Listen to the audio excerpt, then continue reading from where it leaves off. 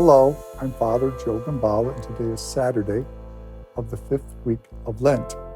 And our gospel is taken from the Gospel according to St. John.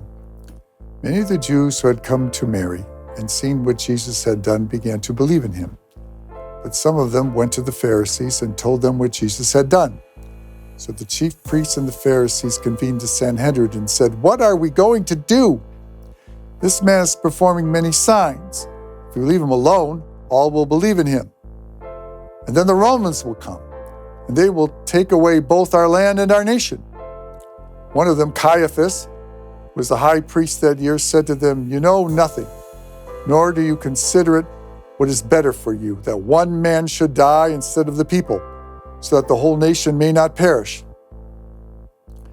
He did not say this on his own, but since he was high priest for that year, he prophesied that Jesus was going to die for the nation, and not only for the nation, but also to gather into one the dispersed children of God.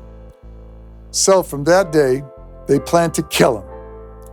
So Jesus no longer walked about in public among the Jews, but he left for that region near the desert to a town of Ephraim, and there he remained with his disciples. Now the Passover of the Jews was near, and many went up from the country to Jerusalem before the Passover to purify themselves. They looked for Jesus and said to one another, as they were in the temple area, "What do you think? And that he will not come to the feast?" The gospel of the Lord. Well, the plot has now been hatched. The temple priests, the Sanhedrin, the Pharisees, they've all come together. It's now time to get rid of this Jesus. These signs he's performing, the things that are doing, the people will flock to him. The Romans will become frightened. There will be a rebellion. We will all be destroyed. So we must take care of Jesus. We must do him in.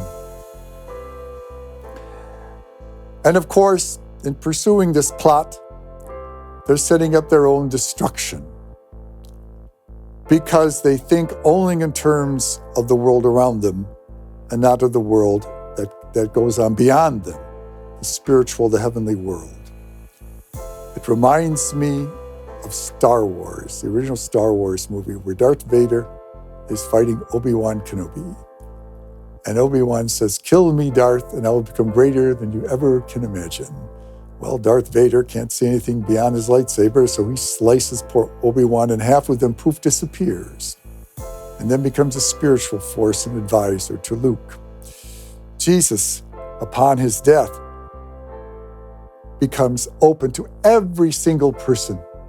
He's no longer limited by his body, but his spirit reigns in every single one of us who accept him.